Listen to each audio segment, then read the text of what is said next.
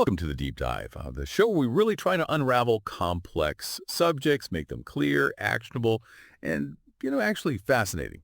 Ever booked a flight, maybe found that perfect hotel, or secured a rental car with just a few taps, and they kind of wondered, what's the huge machinery working behind the scenes, the ones making it all happen? Well, today we're embarking on a journey, really digging into one of the absolute titans of the global travel industry, a company that quietly orchestrates millions of your travel dreams pretty much every single day.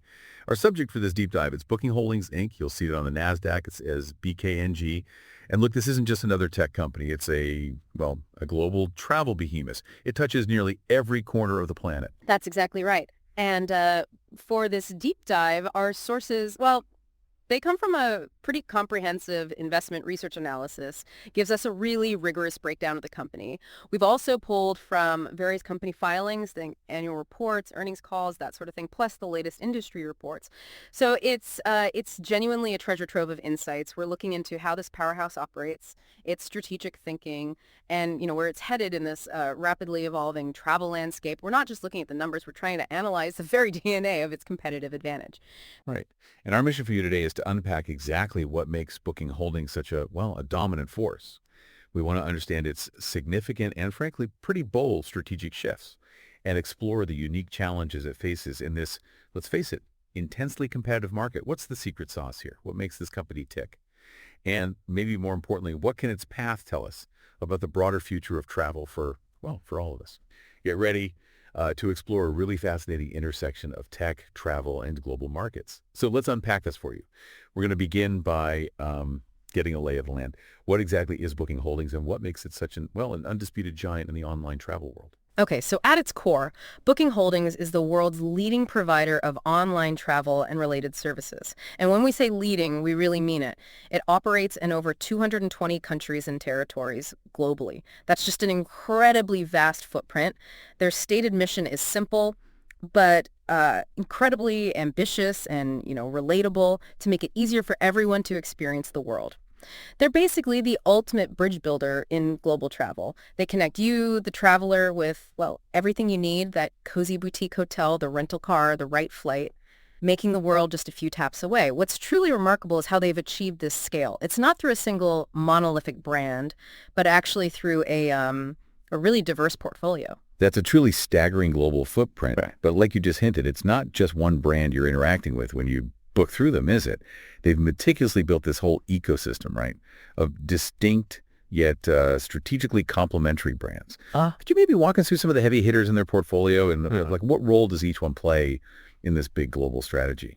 Absolutely. And this multi-brand strategy, it's fundamental to their success. It gives them diversified market exposure, and critically, it acts as a really powerful engine for innovation.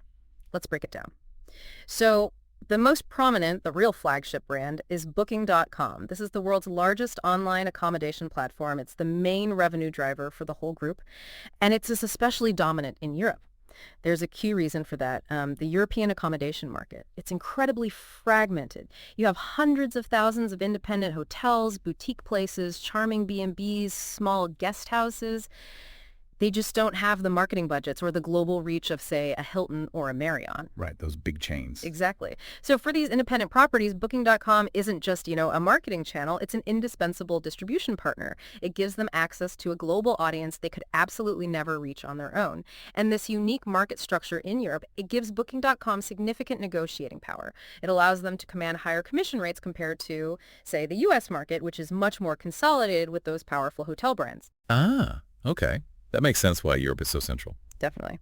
Then you've got Agoda. It's headquartered in Singapore. This is their leading online travel agency, or OTA, in the incredibly fast-growing Asia-Pacific market.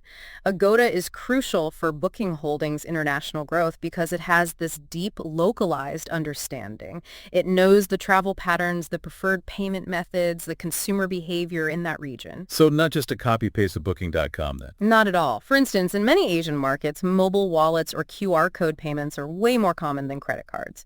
Agoda tailors its platform, its promotions, its customer service to those local nuances. It's a truly localized experience. Interesting. Who else is in the family? Okay, next up is Priceline. This was the original US-based brand, famous for its name-your-own-price model way back when, right? That really shook up the industry. Yeah, I remember that. Right. Today, it functions as a full-service OTA, mainly focused on North America. But what's particularly interesting about Priceline now within the Booking Holdings ecosystem is its role as kind of an incubator. It tests out new technologies, new product concepts. For example, its AI-powered travel assistant, Penny, was developed there. It uses AI to offer personalized recommendations, help users plan trips more intuitively. So they test things there first. Exactly. It allows Booking Holdings to test cutting-edge features on a smaller but still significant market before rolling them out globally. Smart way to manage risk. And then there's Kayak. Now, Kayak isn't an OTA in the traditional sense. It's a premier meta search engine. Okay, so it searches other sites. Precisely. Kayak aggregates flight, hotel, rental car deals from hundreds of different travel sites, including Booking.com's competitors, actually, and presents them all in one place, easy to compare. It makes money mostly through advertising and referrals, sending users off to the booking sites. And like Priceline, Kayak is a vital innovation hub, especially for using AI in travel search. Think of it as the brain for really sophisticated search queries. Got it. Aggregator and tech lab. You got it. And finally, we have OpenTable and RentalCars.com. These are, vertical specific leaders, restaurant reservations and car rentals, respectively. They might seem like smaller pieces individually, but they're absolutely indispensable components of Booking's bigger connected trip strategy. The connected trip. We'll definitely need to get into that later. For sure. They provide those non-accommodation services that are essential for building a truly comprehensive end-to-end travel itinerary. If you can book your flight, hotel, car, and your dinner reservations all in the same ecosystem, well, that creates a seamless experience that's hard to beat. Now, what's really fascinating here, the strategic advantage of this multi-brand structure, it goes way beyond just segmenting the market. The company masterfully leverages this diverse portfolio as like a de-risked R&D framework. Historically, these brands operated pretty independently, but the current strategy involves a much more coordinated, portfolio-wide AI offensive. Okay, so using all the brands together for AI development. Exactly. By letting individual brands like Priceline and Kayak pilot, refine, and really stress test new AI tech on a smaller scale, the company can innovate rapidly. They can conduct high-stakes experiments without disrupting the massive core Booking.com platform, which is, their cash cow. That makes sense. Don't break the main engine while you're testing new parts. Precisely. If a new AI feature in Priceline's Penny dramatically improves conversion rates, for example, boom, it can then be quickly scaled and deployed across the entire ecosystem, including Booking.com. This approach fosters a much more agile and resilient innovation pipeline than if they tried to develop everything under one single monolithic brand, where a failed experiment could be catastrophic. It's a really smart way to manage risk while pushing the boundaries of travel tech. So it's not just a collection of brands, it's this strategic testing ground for the future of travel tech, letting them iterate and innovate at, incredible speed. That approach certainly seems like a unique competitive edge in such a fast-moving industry. Now, let's shift our focus a bit. Let's talk about something absolutely fundamental to how Booking Holdings actually generates its revenue, its core business model. Our sources highlight a really significant and deliberate strategic shift from something called the agency model to a merchant model. What exactly do these terms mean, and why is this transition so profoundly important for the company and, for us as travelers? Okay, yeah, let's unpack this, because like you said, it's fundamental. This isn't just some minor accounting tweak. It's a fundamental rewiring of their financial engine. The agency model, that's the traditional framework. It was the bedrock of Booking.com's initial massive success. In this model, Booking Holdings acts purely as an agent. They facilitate the reservation. Think of it like this. You book a hotel room through Booking.com, but you typically pay the hotel directly, usually when you check out or complete your stay. Okay, so Booking is just the middleman. Exactly. Booking.com then gets a commission from the hotel for that booking. It's a capital light model for Booking Holdings, meaning they don't tie up much of their own cash managing payments or anything. And historically, it had higher operating profit margins. It's basically a commission-based referral service. The merchant model, though, that's different. Here, Booking Holdings becomes the merchant of record for the transaction. Meaning they take the payment themselves. Precisely. They collect the full payment from you, the traveler, upfront, right at the time of booking. Then Booking Holdings sends the net amount, so the total payment minus their commission to the service provider, whether that's the hotel, the airline, or the car rental company. This model gives Booking Holdings crucial, really unprecedented control over the entire transaction. And that control is absolutely critical for several strategic reasons. It enables them to bundle different travel components seamlessly. It lets them offer more flexible payment options to consumers, like, installment plans or pay later options. And it helps create a much more integrated and personalized user experience, right from search all the way through checkout. So it's a fundamental shift in who holds the money and when. Wow. This sounds like a massive undertaking for a company their size. Yeah. How swift has this change actually been? And what do the numbers tell us about its tangible impact on Booking Holdings' financials? Well, the shift has been surprisingly swift and decisive, actually. It really indicates a strong commitment from management to this strategy. If we look at the data, the merchant segment actually overtook the agency segment to become the largest source of revenue for Booking Holdings back in 2023. Already? Wow. Yeah, and it's significantly extended its lead in 2024.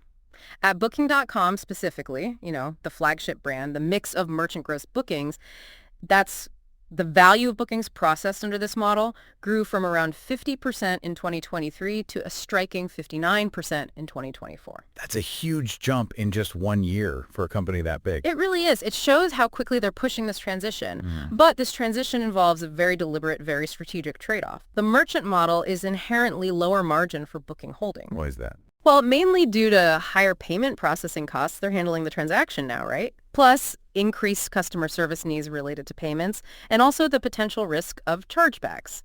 This shift has been a primary driver of the compression we've seen in the company's overall operating margin. It was really strong, like 35% back in 2019, but it was down to about 27.7% in 2023. So they're sacrificing margin percentage points. Knowingly, yes, it's a calculated sacrifice. Management is accepting that near-term margin dilution because they see it as a necessary investment to build a more defensible long-term ecosystem. This is where that connected trip vision comes back in. By controlling the entire payment flow and the customer interaction, Booking can execute this strategy much more effectively. The aim is to increase customer lifetime value through smarter cross-selling, dynamic pricing, and building loyalty that goes way beyond just comparing prices. But makes the platform stickier. Harder to leave. Exactly. This integrated product offering creates higher switching costs for you, the customer. It makes it much harder for competitors, especially search-focused players like Google, to replicate their comprehensive user experience. The central investment question here really is whether those future gains in customer lifetime value, in market share, in platform stickiness will ultimately outweigh this near-term margin dilution. It's a very forward-looking move, prioritizing strategic advantage over immediate percentage points on the margin. That sounds like a huge strategic pivot, especially for a company of their scale. Definitely a bold move to accept that hit on margins today for what they hope is a stronger competitive position tomorrow. It makes me think about their global footprint again. Booking Holdings is clearly a truly global player. Where does it really shine, geographically speaking? And I guess where does that immense strength also create some unique vulnerabilities? Yeah, it's fascinating just how international this business truly is. It is fundamentally a non-U.S. operation. Get this. A remarkable 89.5% of its 2024 revenue came from outside the U.S. Wow, almost 90%. Exactly. And even more striking, a staggering 78.35% of its total revenue was derived from its Dutch entity. That's where Booking.com, their flagship, is headquartered. This just underscores its profound, deeply rooted dominance in the European market. So Europe is ground zero for them. Absolutely. Europe is undoubtedly the company's stronghold and its primary profit center. We sometimes refer to it as a fortress, and for good reason. As we touched on briefly, the European accommodation market is highly fragmented. It's packed with hundreds of thousands of independent hotels, boutique places, family-run B&Bs, you name it. These smaller operators, they just lack the scale, the brand recognition, the marketing power of the big global chains. They don't have the sophisticated tech to manage online bookings, payment processing, global customer support on their own. So they need Booking.com more. In many ways, yes. This fragmentation gives Booking.com substantial negotiating power. It allows them to command higher commission rates, often in that 15-30% range, than are typical in, say, the U.S. market, where you have these powerful hotel corporations like Marriott, Hilton, Hyatt pushing back harder. This structural difference in the supplier market is a key reason for Booking's historically superior profitability compared to its more U.S.-focused rival, Expedia. Okay, so Europe is the fortress. What about other regions? Well, North America is another key region, but it's more of a growth market for them. They're actually underpenetrated there relative to Expedia. The U.S. accounted for about 10.5% of their revenue in 2024. The landscape is tougher there, with stronger direct booking efforts from the big hotel chains.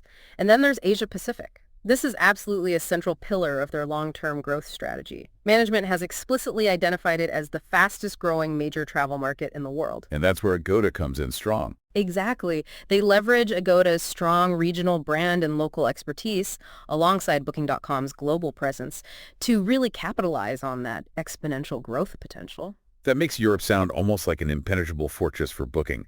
But, as with any immense strength, does that concentration also create unique vulnerabilities? Right. What's the flip side of this profound European dominance, especially given the current regulatory climate over there? Yeah, this is a really important point, and it's critical for understanding the risks involved. While Europe is their core strength, that very same concentration creates a unique and pretty significant vulnerability to a single powerful regulatory body, the European Commission. Ah, the regulators. Right. The EU's Digital Markets Act, the DMA, specifically targets these large gatekeeper platforms. Yeah. These are companies that have a significant impact on the internal market, act as a key gateway for businesses to reach customers, and have what they call an entrenched and durable position. Booking.com has been officially designated as one of these gatekeepers. And what does that mean in practice? It imposes stringent rules on, well, pretty much everything. How they rank search results, they're prohibited from self-preferencing their own services over competitors. How they share data. They have to share certain data with their business users, like hotels. And even their contractual terms with hotels are under scrutiny, especially things like rate parity clauses. What are those again? Those are the clauses that historically prevented hotels from offering lower prices on their own websites than they offered on Booking.com. The DMA puts tight restrictions on those. So these rules, they pose a direct and very material threat to the company's established business practices right in its most profitable market. It could potentially compress their core commission rates and force changes that might reduce their competitive advantages. Has this had any real financial impact yet? Oh, absolutely. To give you a concrete example of the financial stake and the immediate impact, the company recently had to make a substantial provision, about $530 million, related to an antitrust decision from a Spanish competition authority. Wow, $500 million.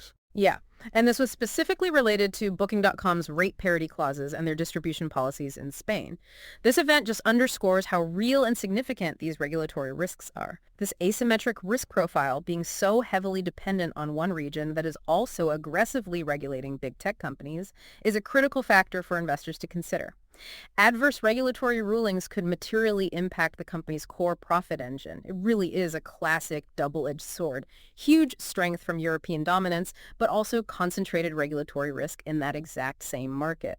Okay, shifting gears slightly again, the online travel industry, it just seems to be in constant motion, doesn't it? How big is this market overall, and what does the competitive landscape actually look like for Booking Holdings within it? It's an absolutely massive market, and it's growing fast. The global online travel industry estimates put it worth over $612 billion in 2024. $612 billion, that's huge. It is, and it's projected to expand significantly, likely exceeding $1 trillion by 2030. That represents a compound annual growth rate, or EAGR, basically the average yearly growth of around 8.6%. This impressive growth is really fueled by a couple of things. Obviously, the ongoing post-pandemic recovery, as travel demand bounced back with, frankly, surprising vigor, and also the persistent structural shift towards online and mobile booking channels. Consumers increasingly value the convenience, the choice, the transparency that digital platforms offer, whether they're booking on a desktop or more often now through a mobile app. So yeah, it's a highly attractive space to be in, but also one with incredibly intense competition. So a massive and continually growing pie. Like, who are the main contenders then, vying for a slice of that trillion-dollar pie? Yeah. How do they stack up against Booking Holdings? Yeah, what's particularly insightful here, I think, is that the online travel agency landscape, it's often best characterized as a duopoly with a major disruptor. Okay, break that down. Who's the duopoly? The duopoly refers primarily to Booking Holdings and Expedia Group, EXPE. Together, they account for a huge chunk. Estimates are like 60% or more of all online travel bookings in Europe and the United States. Expedia is Booking's main global rival. Historically, it holds a stronger market position in North America. However, Expedia's business model is more exposed to those large, powerful U.S. hotel chains we talked about. Right, the ones with strong loyalty programs. Exactly. Those chains have significant brand loyalty and marketing muscle, which limits Expedia's pricing power and leads to structurally lower profitability compared to Booking's European dominance with all those independent hotels. Okay, so Booking and Expedia are the duopoly. Who's the disruptor? The major disruptor is unequivocally Airbnb. Airbnb. They are the definitive leader in the alternative accommodations segment. Think vacation rentals, private rooms, unique stays, tree houses, you name it.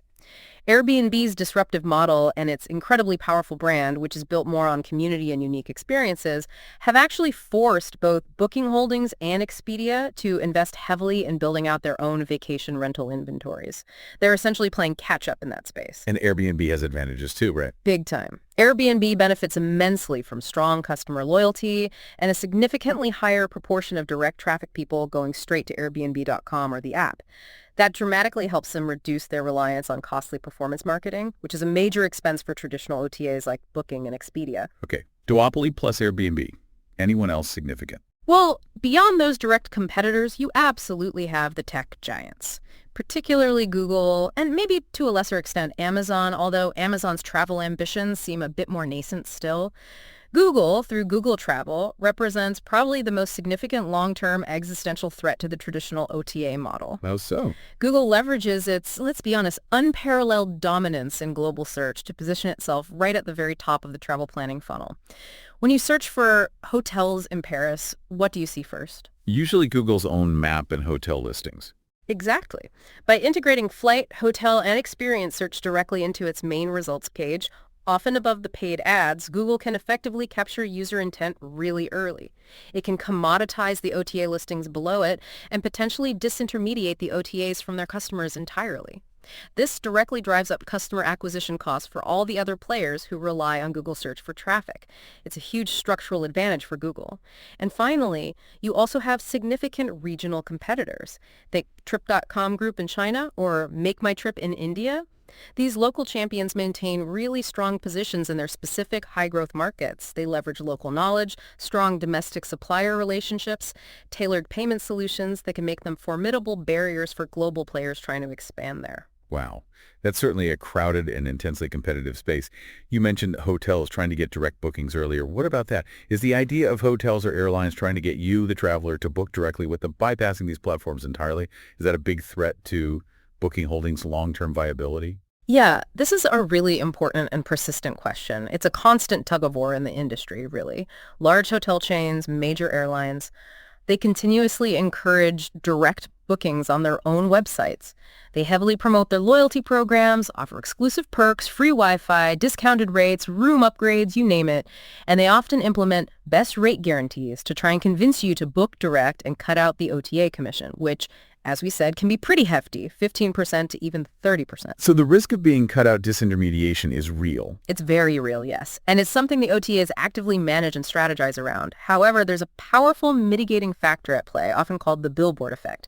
This highlights the complex, often sort of symbiotic relationship between OTAs and suppliers. The billboard effect, how does that work? Well, OTAs function as this massive global marketing channel. They provide unparalleled visibility to properties that those properties simply couldn't achieve on their own, especially the smaller ones. The billboard effect describes a common consumer journey. A traveler might discover a hotel or maybe a specific deal on an OTA platform like Booking.com. But then, armed with that knowledge, they might navigate directly to the hotel's own website to complete the booking, maybe hoping for a slightly better deal or just wanting to earn loyalty points directly. Ah, so the OTA acted like a discovery tool, even if they didn't get the final booking. Precisely. Research indicates that a significant portion of direct bookings actually originate from initial discovery on an OTA platform. So while OTAs don't capture the commission on every booking they influence, they are still acting as this huge global funnel for discovery. They're generating brand awareness and driving demand for their partners, even if the final click happens elsewhere. Now, crucially, the impact of this direct booking threat isn't uniform across the OTA landscape. This trend poses a more significant structural headwind for Expedia. Why Expedia more than Booking? Because Expedia's business is heavily concentrated in the U.S. market, and the U.S. is dominated by those large consolidated hotel chains, Marriott, Hilton, etc., which have the brand recognition, the marketing budgets, the sophisticated loyalty programs needed to compete aggressively for direct traffic. In contrast, Booking's core strength, as we've hammered home, lies in that highly fragmented European market. It's characterized by this vast number of independent, family-run boutique hotels. These smaller operators often lack the resources to build a global brand, manage complex online marketing, or even maintain multilingual customer support. They are therefore highly dependent on Booking.com as an essential, cost-effective distribution channel to reach international travelers. This fundamental difference in supplier market structure provides Booking with a much more durable defense against the direct booking threat. It's a key underpinning of its superior historical profitability. It's not just a simple battle. There are some really complex underlying power dynamics at play, which truly explains why Booking is so strong in Europe. Okay, it's clear there are some fascinating nuances in that competitive landscape, really complex dynamics.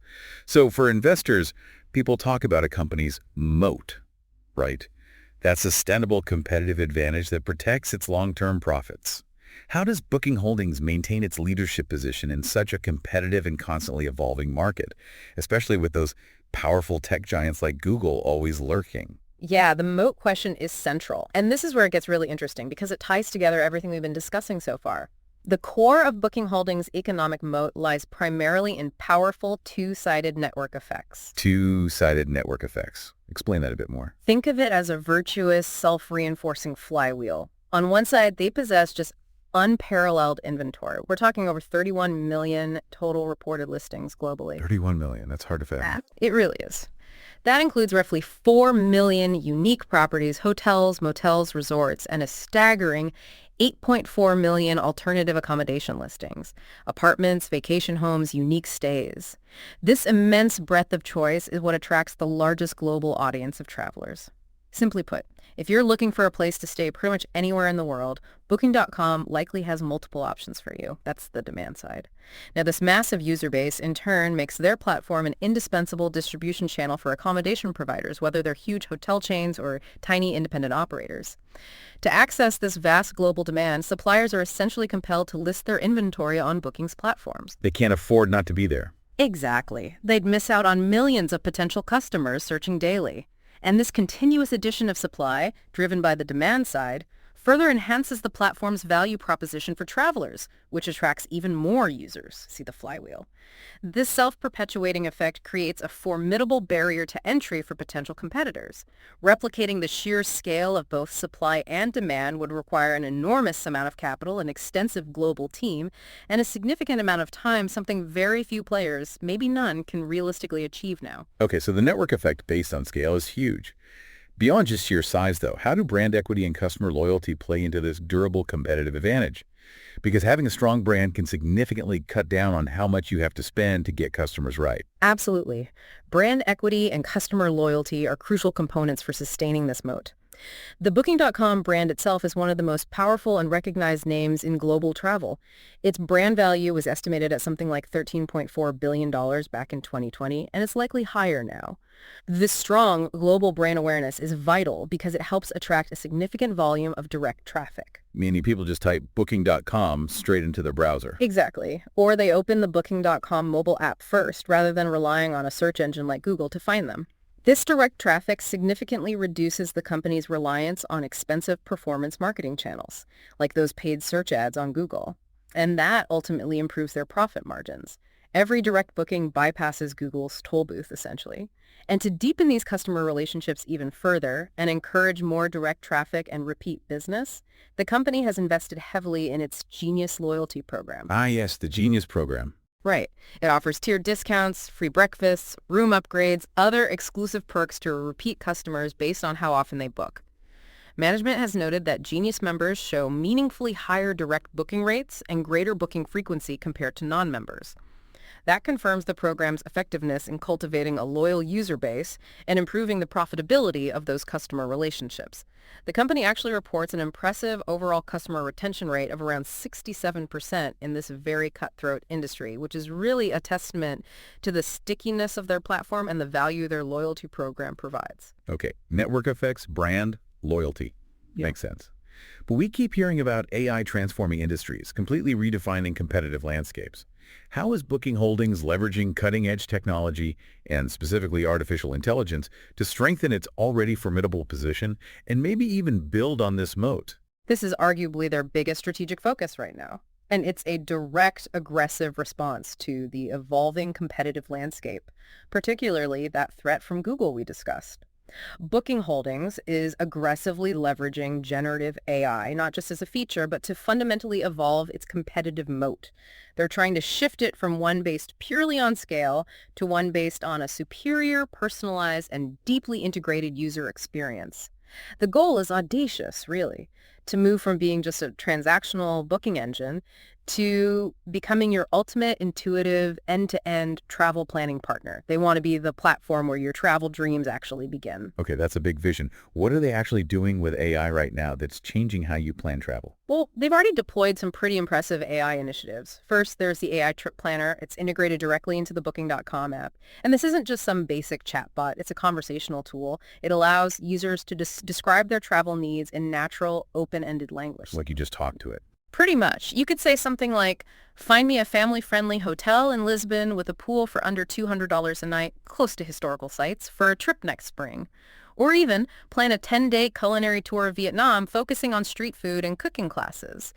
The AI will then generate curated itineraries, suggest specific accommodations, recommend activities, offer personalized recommendations. It significantly simplifies that whole discovery and planning process that typically involves hours of searching across multiple sites. Okay, that sounds potentially game-changing. What else? Then there's hyper-personalization. Their advanced AI and machine learning algorithms analyze this vast trove of proprietary user data they have. We're talking over 1 billion historical room nights booked, 100 million verified reviews, countless search queries. They use all that data to deliver hyper-tailored recommendations, dynamic pricing adjustments, customized search results. This data-driven approach has been shown to increase customer engagement by a significant 25%. So it learns what you like. Exactly. It's about anticipating what you want, sometimes before you even know you want it, making the booking process feel intuitive, effortless. Imagine the system knowing you prefer boutique hotels over large chains, or that you tend to book active excursions, and then tailoring every search result and suggestion accordingly. And finally, they're using AI for profound operational efficiency. AI-powered agents are being integrated into customer service workflows. They can automate responses to common inquiries, changing dates, checking booking details, that sort of thing. So freeing up human agents for complex issues. Precisely. This improves resolution times for customers, reduces the need for human intervention for routine tasks, and ultimately leads to substantial cost savings for the company. Plus, it can improve overall customer satisfaction by providing instant answers 204/7. Now, what's truly fascinating here is how this deep investment in proprietary AI connects directly to their competitive battle with Google. How so? How does AI help them fight Google? Well, Google's primary advantage is its control over that top-of-funnel search, right? Where many travel journeys typically begin. By creating a compelling conversational AI planner fueled by its unique and extensive data set of real bookings, prices, and user reviews, Booking aims to become the primary destination for travel planning itself. They want to intercept you, the user, before you even perform a generic Google search. If you open the Booking.com app and ask it to plan your entire vacation, you've just bypassed Google's search funnel entirely. Keep the user within their own ecosystem from the start. Exactly. This strategy attempts to shift the competitive battleground away from the open web, where Google has a structural advantage, to Booking's own closed ecosystem. There, its proprietary data and integrated inventory provide a superior and, crucially, far more defensible position. The success of this AI-driven walled garden strategy, well, that will be a critical determinant of the company's long-term competitive standing and its ability to maintain that powerful moat against the tech giants. It sounds like they're trying to build a true digital walled garden for travel, where your entire journey begins and ends within their ecosystem, powered by predictive and personalized AI.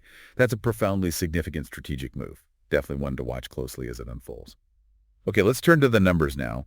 How has Booking Holdings' financial performance actually looked over the past few years, especially given, the tumultuous global events we've all lived through, notably the COVID-19 pandemic? Yeah, their financial journey is quite a compelling story. It really tells a tale of Resilient pre-pandemic growth, then a severe, almost unprecedented pandemic shock, followed by a powerful record-breaking recovery. So pre-pandemic, say in 2018, 2019, the company showed strong, stable growth. Revenues hit $15.1 billion in 2019, built on a really robust 844 million room nights booked globally. It was a picture of consistent, profitable expansion. Then 2020 happened. Exactly. Then came the devastating COVID-19 impact in 2020. Global travel just stopped, almost overnight. The impact was severe and immediate. Revenue collapsed by a staggering 55%, down to just $6.8 billion. Room nights plummeted 58% to only 355 million for the year. The company had to take drastic measures, preserve cash, adapt to an environment where its core business basically evaporated. Brutal. But then the recovery. But what followed was a truly remarkable V-shaped recovery, really from 2021 through 2024.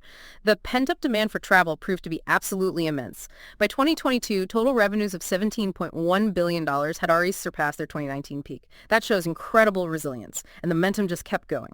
2024 set new all-time records across the board. Revenue reached $23.7 billion. Gross travel bookings, that's the total value of all travel services booked through their platforms, hit an astounding $165.6 billion. $165 billion in bookings. Wow. Yeah, and the total number of room nights booked exceeded 1.1 billion for the year. This rapid, robust rebound is just a powerful testament to that fundamental human desire to travel and Booking Holdings' essential role in making it happen. And interestingly, one key metric, their take rate, which is basically total revenues divided by gross bookings, it measures their monetization efficiency, the percentage they keep from each booking that has remained remarkably stable. It's hovered in the 14.1% to 14.2% range in recent periods. So even with the shift to the lower margin merchant model, they're still taking about the same slice overall. Broadly, yes. It indicates consistent pricing power and efficient monetization despite those significant business model shifts we discussed. That V-shaped recovery is truly impressive, speaks volumes about the underlying demand for travel, for sure. What about their profitability trends, though? Yeah. And crucially, how do they generate cash? Because profit isn't always cash. Right, good point. Profitability trends have certainly been dynamic. They've been influenced both by the pandemic's aftermath and, as we mentioned, that strategic shift to the merchant model. Operating margins pre-pandemic were exceptionally strong, consistently above 35%. They collapsed, obviously, went negative in 2020 due to the travel shutdown, but they've since recovered strongly. However, that transition to the lower margin merchant model, plus increased marketing investments during the recovery phase, did lead to margins compressing down to 27.7% in 2023. Because of those extra costs, like payment processing. Exactly. The merchant model involves absorbing payment processing fees, managing more direct customer service, taking on chargeback risks. Those are all costly. However, as the business normalizes, as it leverages its scale, and as it starts to realize efficiencies from some of these AI initiatives we talked about, margins have shown a strong upward trend again. They expanded back up to 32.8% on a trailing 12-month basis. That's TTM, the last 12 months rolled together as of mid-2025. So that indicates a robust return towards higher profitability. Okay, so margins dipped but are recovering. Right. What about their spending? Marketing must be huge. Yeah. Marketing is their largest single operating expense. It totaled $6.8 billion in 2023. Management keeps a disciplined focus on return on investment for this spending, constantly optimizing where and how they acquire customers. A key positive trend to watch here is the increasing mix of traffic coming from direct channels, people typing booking.com or using the app directly. That's significantly more profitable than traffic acquired through costly paid search channels like Google. Right, bypassing the Google toll booth again. Exactly. Every direct booking helps improve bookings margins. And then there's free cash flow, FCF generation. This is a key defining strength of Booking's business model. Because it's asset-light, remember, they own no hotels, no airplanes, no cars, and because of uniquely favorable working capital dynamics. Especially with the merchant model collecting cash up front. Precisely. Collecting customer cash up front before they have to remit it to suppliers, that makes the company a prodigious FCF machine. Free cash flow reached nearly $7.0 billion in 2023 and has since grown to an impressive $8.5 billion on a trailing 12-month basis. This consistent, massive FCF generation provides enormous financial flexibility.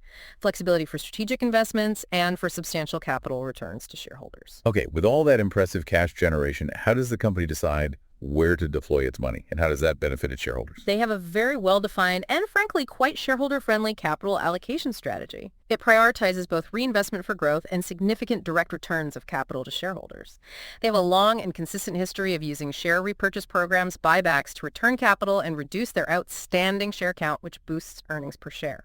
In 2023 alone, they repurchased a substantial $10.4 billion of their own stock. That's huge. And then in early 2025, the board authorized a new massive $20 billion share repurchase program. Another $20 billion on top of what was left. Yeah, that was on top of the $7.7 billion remaining under the previous authorization. To put that $20 billion in perspective, it represents a significant percentage of the company's entire market cap. It provides a meaningful, consistent tailwind to earnings per share, boosting its per share value. Didn't they recently start paying a dividend too? That was new, right? That was a significant evolution, yes. Booking Holdings initiated its first ever quarterly cash dividend in early 2024, started at $8.75 per share. And then, demonstrating remarkable confidence in its cash flow outlook, the company promptly increased that dividend by 10% to $9.60 per share in early 2025. What does starting a dividend signal for a company like this? Well, the initiation of this dividend, layered on top of one of the largest ongoing buyback programs out there, it really marks a clear inflection point in Booking's corporate life cycle. It signals a transition, I think, from being seen as a pure hypergrowth company, which typically reinvests all its earnings for expansion, to becoming a more mature, highly profitable technology leader. One that's committed to delivering total shareholder return through both continued growth and direct capital returns.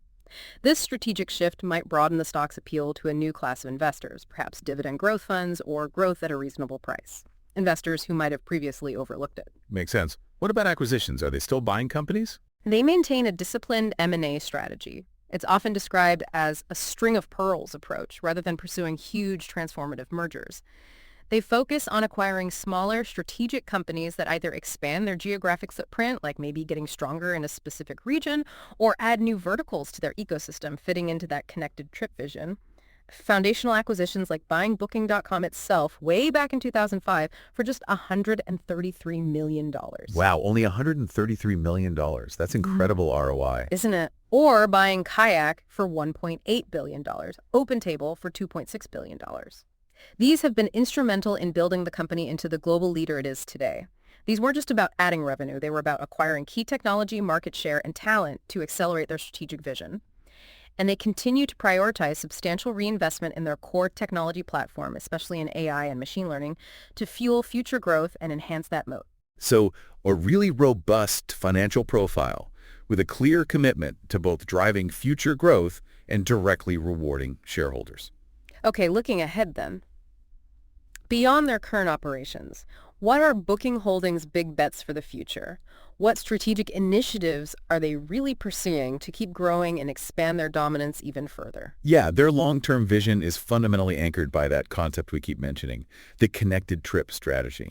This is truly the cornerstone of their future ambition. It's all about evolving the platform from just facilitating single product transactions, booking a hotel, booking a flight, into a seamlessly integrated end-to-end travel experience, one that encompasses not just accommodations, but also flights, car rentals, attractions, tours, even dining reservations. So becoming the single platform for your entire trip. That's the goal. They want to be your single, indispensable go-to platform for everything related to your trip, right from the moment you start dreaming about it, all the way through planning, booking, experiencing it, and even after you return home. How's that strategy actually performing? Are people booking multiple things? Well, the early results are actually very promising. They indicate significant traction.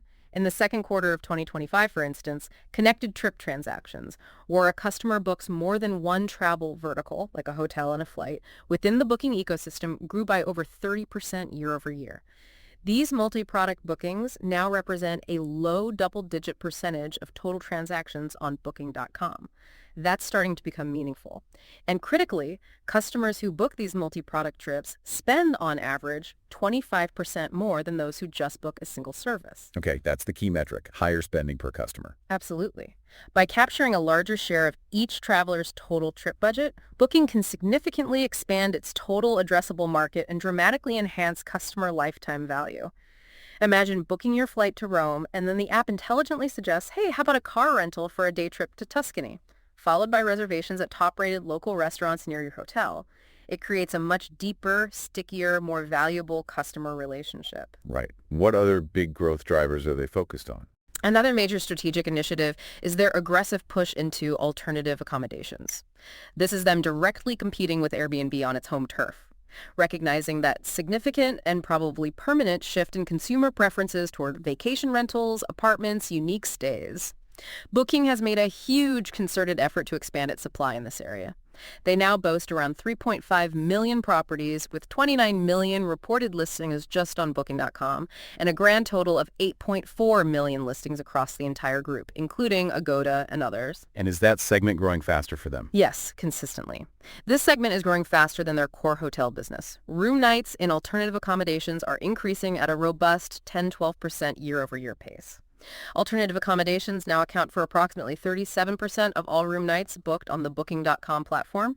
That's up from 33% in 2023, showing its growing importance to their overall business. Is this just defense against Airbnb, or is it offensive? I'd argue it's increasingly offensive. It leverages Booking's core strengths, its massive global demand, and its sophisticated technology. By integrating vacation rentals directly into its primary search results, Booking introduces this type of accommodation to its huge existing user base of traditional hotel bookers. It's effectively cross-selling into Airbnb's domain, bringing new eyes to vacation rentals. And the data suggests this strategy is successfully attracting suppliers too. The percentage of short-term rentals listed exclusively on Booking.com, meaning only on the voting, Booking jumped from just 3% in 2023 to a substantial 13.6% by the end of 2024. Wow, so more properties are choosing only Booking. It seems so. During that same period, the share of properties listed exclusively on Airbnb actually declined. This indicates that Booking isn't just rapidly growing its inventory, it's also becoming the sole distribution platform for an increasing number of property managers who value its global reach and perhaps its integrated tools. Interesting dynamic. What about geographic growth? Then there's geographic expansion, with that Asia-Pacific region really identified as the crucial prize. Management consistently highlights it as the fastest-growing major market for travel globally, with industry growth expected in the high single digits for years to come, and they employ that sophisticated two-brand approach there, right? Using Agoda's deep local expertise alongside Booking.com's global scale and brand recognition.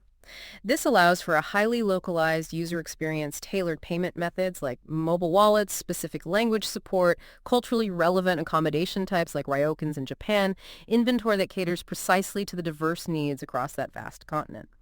This dual strategy helps them navigate fragmented regulations and intense local competition pretty effectively. Okay, connected trip, alternatives, Asia Pacific, anything else major? One more area is significantly expanding their B2B solutions and white label offerings. So beyond their direct-to-consumer brands, Booking Holdings is growing its business-to-business segment, providing its vast travel inventory and technology to other businesses. Their $1.2 billion acquisition of Getaroom back in 2021 was a significant investment to bolster their B2B hotel distribution capabilities, particularly in North America. They also provide white label and co-branded solutions through brands like Rocket Travel, which is part of Agoda, and the Booking.com affiliate program. So other companies can use Booking's inventory on their own sites. Exactly. These offerings allow partners, think airlines, credit card companies, corporate travel managers, even smaller travel agencies, to integrate Booking's extensive inventory directly into their own websites and apps, often under their own branding. This creates an additional, highly scalable, and very capital-light distribution channel. It leverages Booking's existing supply network to generate incremental revenue without incurring those high direct customer acquisition costs. It's a smart way to broaden their reach and monetize their huge inventory even further. They're really pushing to be the comprehensive travel platform, aren't they? Not just a booking engine. And clearly taking the fight directly to competitors like Airbnb on their own turf, and even leveraging their scale in the B2B space. It's clear they have ambitious plans for capturing an even larger slice of the future travel market. But, no investment is without risk. No company, not even a titan like Booking Holdings, operates in a vacuum. What are the primary risks Booking Holdings faces? And maybe from an investment perspective, how does the market currently view its value, given those risks? Yeah, that's a crucial question for anyone looking at the company, whether as a consumer wondering about stability or as an investor weighing risk and reward. There are several key risk categories they definitely navigate. First, and maybe most obviously, cyclical and macroeconomic risks. As a consumer discretionary company, travel is often something people cut back on first when times get tough. Booking Holdings' financial performance is highly correlated with global economic health and consumer spending power. A significant economic downturn, A recession, periods of high inflation eroding purchasing power, or external shocks like, well, new pandemics, widespread geopolitical conflicts, even major natural disasters. Any of these could lead to reduced travel demand, lower average daily rates for hotels, and higher cancellation rates. We saw this play out vividly during COVID-19. Right, very exposed to the broader economy. What else? Next, and perhaps most immediately significant right now, are regulatory and legal risks. We talked about this quite a bit regarding Europe. As a designated gatekeeper under the EU's Digital Markets Act, DMA, Booking.com faces those stringent regulations in its largest and most profitable market. These rules could force fundamental changes to its platform, how it ranks results, how it shares data, its contracts with hotels, especially rate parity. Such changes could potentially compress its take rates and limit competitive advantages they've built over decades. And beyond the DMA, they also face risks from evolving data privacy laws globally, GDPR in Europe, CCPA in California, others popping up, plus potential changes in international tax policies, which could impact how they allocate profits across their multinational operations. So regulation is a big ongoing cloud. It absolutely is. Then there are competitive and disintermediation risks. We've discussed the primary long-term existential threat from Google leveraging its search dominance to promote its own travel products, potentially siphoning traffic and driving up acquisition costs for everyone else. There's also that persistent headwind from large hotel and airline suppliers pushing direct bookings through their own loyalty programs and offers, though as we discussed, this seems less acute for Booking than for Expedia, due to Booking's strength in that fragmented European market. Okay, macro, regulatory, competitive. What about internal risks? Good question. There are definitely execution and technology risks. The successful implementation of their really complex, multi-vertical connected trip strategy, that's not guaranteed. It requires immense ongoing investment in R&D, in integration, in making it all seamless for the user. Failure there could be costly. Also, failure to innovate quickly with AI or just generally keep pace with rapid technological changes from nimble startups or even larger tech players could erode their competitive edge over time. And of course, given the vast amount of sensitive personal and financial data they handle, cybersecurity is a constant and critical threat. A major data breach could severely damage their brand reputation and result in significant financial penalties. Yeah, data breaches are a nightmare for any big tech company. Absolutely. And finally, given that nearly 90% of its revenue is generated internationally, international operations risks are significant. This means constant exposure to foreign currency fluctuations. A strengthening U.S. dollar, for example, reduces the value of their foreign revenues and profits when translated back into dollars for reporting. Plus, there are just the inherent complexities and risks of operating in over 220 countries. Diverse legal systems, political systems, economic conditions, varying levels of political stability, potential geopolitical tensions. It's a complex web to manage. Okay, so a clear understanding of the potential headwinds they need to navigate. That's quite a list. From an investment analysis perspective then, how do analysts typically value a company like Booking Holdings with all these strengths and weaknesses? And what does that tell us about its current standing in the market? Right, the valuation question. It's typically assessed through a multifaceted approach. Analysts will look at historical and forward multiples, conduct detailed peer comparisons, and perform scenario analysis to try and pinpoint a fair value range. When we look at peer comparison, BKNG consistently trades at a significant valuation premium to its closest traditional competitor, Expedia Group. Why the premium over Expedia? It's generally seen as well warranted. Due to Booking's stronger top-line growth historically, its vastly superior operating and net profit margins, and that more defensible market position in the fragmented European accommodation market we keep coming back to. Now, compared to Airbnb, the valuation picture is more nuanced, more complex.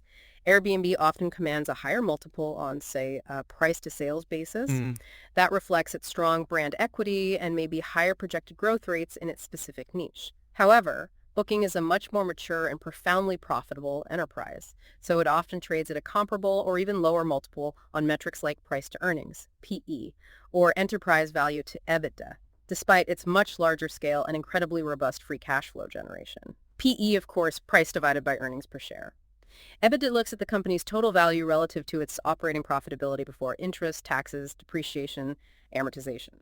So different metrics tell slightly different stories versus Airbnb. Exactly. It depends what you emphasize growth potential versus current profitability and cash flow. Our sources also provided a framework for potential valuation under different operating assumptions using scenario analysis. This helps understand the range of possible outcomes. For year-end 2025, for example, a bull case might assume a strong global economy, rapid success with the connected trip, and fairly benign EU regulatory outcomes. That could lead to a price target maybe around $7,250 or more, driven by high teens to low 20s percentage earnings per share growth. The base case, which aligns with the core investment thesis in the research we saw, assumes a more steady macro environment, gradual but consistent adoption of the connected trip, and manageable EU regulation. This projects mid-teens annual EPS growth, leading to a price target perhaps around $6,200. Then there's the bear case. This might posit a global recession, a failure in connected trip monetization, really harsh EU penalties, and increased market share losses to Google. That could see the price target drop significantly, maybe towards $40 or $800, with only low single-digit EPS growth. Quite a wide range depending on how things play out. It really highlights the importance of those key variables. As for appropriate valuation multiples, it's important to remember the extreme multiples seen during the 2020-2021 pandemic disruption. Those were anomalies driven by depressed earnings. They shouldn't be used as a benchmark. In a more normalized environment, given management is targeting at least 15% annual EPS growth over the medium term, a forward PE multiple somewhere in the 20-25x range is generally considered justifiable by analysts. This reflects a premium to the broader market, yes, but warranted by its market leadership, superior profitability, strong free cash flow, while also hopefully balancing against those notable regulatory and competitive risks we've outlined. It's clear that while it's an incredibly strong player, there are definite variables to watch and a range of potential outcomes. For listeners who want to track this company's performance and strategic execution themselves, what would you say are the most important things, the key indicators to keep a close eye on? Yeah, there are a few key performance indicators or KPIs that really cut through the noise and tell the story. First, always monitor gross bookings and room nights growth. These are the fundamental top-line volume measures. They show how much travel is being booked, the sheer number of overnight stays being facilitated. You want to see consistent, healthy growth here as a proxy for underlying demand and market share. Okay, volume growth first. What's next? Second, keep a close eye on their revenue mix and take rate. Watch that percentage split between merchant and agency revenue. And critically, see if the overall take rate, the percentage they monetize from each booking, remains stable or even slightly increases amidst this business model shift. This indicates their overall monetization, efficiency, and pricing power. Got it. Mix and monetization. Third is marketing efficiency. Specifically, watch their marketing expenses as a percentage of gross bookings. If this ratio consistently creeps up, it could signal rising customer acquisition costs, maybe due to heightened competition, particularly from Google. You want to see them maintain or ideally improve this efficiency over time. Right. How much are they spending to get each booking? Makes sense. Fourth, look for disclosures on connected trip penetration. This means tracking the growth of those multi-product bookings. We talk about how often flights and cars are attached to hotel bookings. Look for any commentary from management on the impact on customer lifetime value. This metric directly shows how well their core long-term strategy of bundling services is actually performing. So, tracking the success of that big strategic bet. Exactly. And finally, fifth, pay close attention to their direct and mobile app traffic mix. An increasing percentage of bookings originating directly from the company's own apps and websites rather than through paid search channels like Google. That's a key indicator of strengthening brand equity, growing customer loyalty, and ultimately future margin improvement potential because it reduces their reliance on those costly paid marketing channels. So it really comes down to watching the trends in how people book, where they're booking from, and crucially how the company adapts its strategy to capture those new habits and cement its position. Wow, what an incredible journey we've taken today, really unpacking Booking Holdings. From this powerhouse built in a strategically diverse portfolio of global brands, Booking.com, Priceline, Agoda, Kayak, to its bold strategic pivot towards the merchant model and that ambitious connected trip vision. It's abundantly clear this company is not standing still. They are aggressively leveraging generative AI, not just as some add-on feature, but to fundamentally redefine the very nature of online travel planning. Exactly right. I think the core insight here, if you boil it down, is that Booking Holdings is making significant long-term strategic investments, particularly in AI and in building out that integrated travel ecosystem. They're consciously accepting some near-term margin pressure to build what they hope is a much more defensible long-term moat and ultimately capture a greater share of your total travel wallet. Their immense strength in fragmented markets like Europe, combined with a truly robust financial position and that new, clear commitment to direct shareholder returns through buybacks and dividends. It really sets them apart as a leader in this intensely competitive industry. They are actively building a fortress for the future of travel. And it really makes you wonder, doesn't it? As Booking Holdings and other tech giants race to become your ultimate travel planning partner, leveraging sophisticated AI to anticipate your needs, curate your entire journey.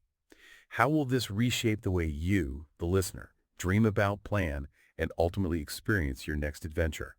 Will you start your next trip planning session with a casual search on a general search engine?